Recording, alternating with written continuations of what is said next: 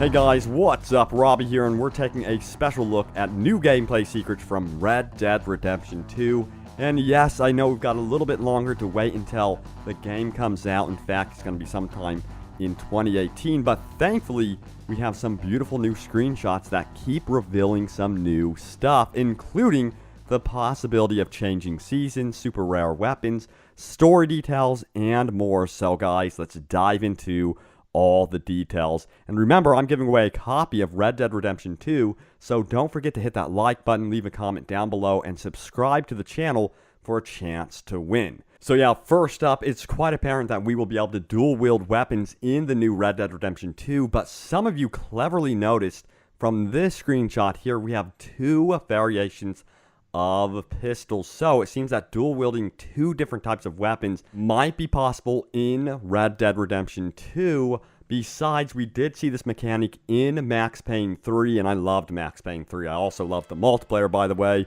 Would love to see a new Max Payne game eventually. But anyway, back to Red Dead Redemption 2.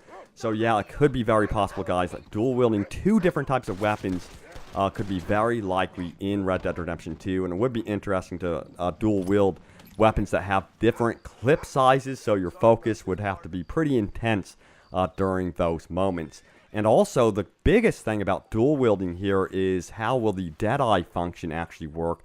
Will we be able to take down two foes at once because of the dual wielding mechanics? I'm thinking that that could actually end up being true in Red Dead Redemption 2.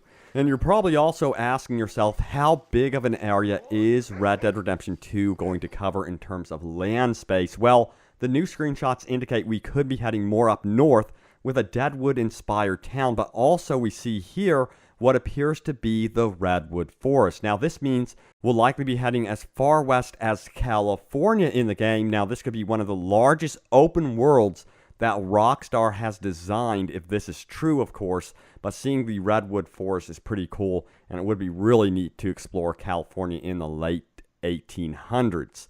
Now, one thing you might have missed is that it looks like we'll be able to rent properties, as seen here by this sign in the town. Now, of course, this was a mechanic seen in the first Red Dead Redemption, but I'm hoping it will be expanded on here big time to entire homesteads. Besides, GTA 5 was not shy about players owning their own apartments and further upgrading them, so I'm crossing my fingers that they really dive into this mechanic in Red Dead Redemption 2. Now, a lot of you guys from Reddit and the Red Dead Redemption 2 forum sources are in the description below. Notice that the screenshots and trailers share similarities with one another, even though we are seeing different seasons between the two. Now, this could mean one of two things, of course, that Red Dead Redemption 2 story could take place over a very long period of time, and we could therefore see the land change according to the story. Like, for example, the oil industries slowly coming in and taking over family homes and homesteads and the like.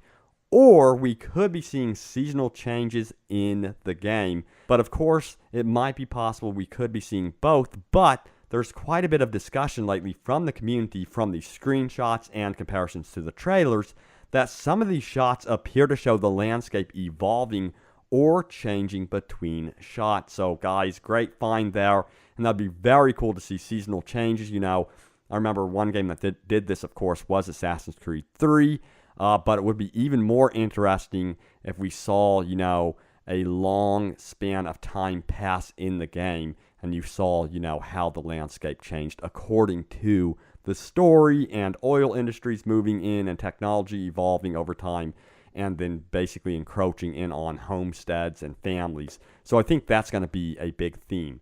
And also the theme of wealth seems to be more present than ever before, because we see this screenshot here where we see gold rings in a very decorated gun. Now, these guns may belong to one of the more wealthier characters in the game, of course, perhaps the leader of industry of that time. Now, these are unusually expensive-looking weapons to be found in the West, and I'd imagine these guns might be super rare in the game, and it would be neat if by killing certain individuals like this person here, you actually collect their prized weapons. Now, it would be wise for Red Dead Redemption 2, of course, to diversify itself from the previous game, which I think it will do in some major way, and even GTA 5 by having a loot system where we can find and even hunt for super rare weapons by assassinating targets and seeking them out and tying that into the bounty hunter system. So yeah, these weapons here, again, look like they belong to someone that is very well off for being in the Wild West. And hopefully we get to collect such weapons. Now it's time to go over your top comments. Remember to leave a comment down below for a chance for it to end up in the video. But a lot of you guys responded about the delay to Red Dead Redemption 2. And here's what a few of you guys had to say. So Ryan Marchese goes on to say, delayed release sounds good for Far Cry 5. And that's partially true, but now Far Cry 5's release date is actually lining up to possibly be a month or two away from Red Dead Redemption 2. In fact, Far Cry 5 is now coming out in 2018. I thought for sure Far Cry 5 was going to be a 2017 release, but it seems like it could be lining up to release around the same window of Red Dead Redemption 2. But the good news for Far Cry 5 is that it looks very unique. It isn't a pure Western game. I think that would hurt it even more. And I'm definitely going to be getting both Red Dead Redemption 2 and Far Cry 5. I can't wait for both of them. Let me know which one you guys are mostly excited for, Red Dead Redemption 2 or Far Cry 5. And Glitched Matrix goes on to say, more GTA Online for them to milk, LOL.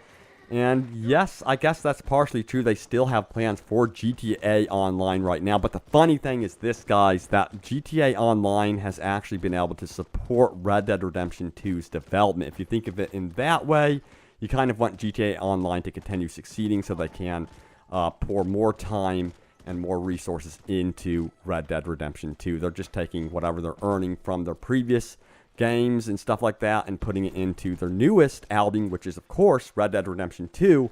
You know, I know a lot of you want to see more single-player content, single-player DLC for upcoming games. Hopefully they tap into that with Red Dead Redemption 2, but it seems like online will be as big as single-player for Red Dead Redemption 2. What do you guys prefer, single player or multiplayer DLCs? Let me know in the comments below.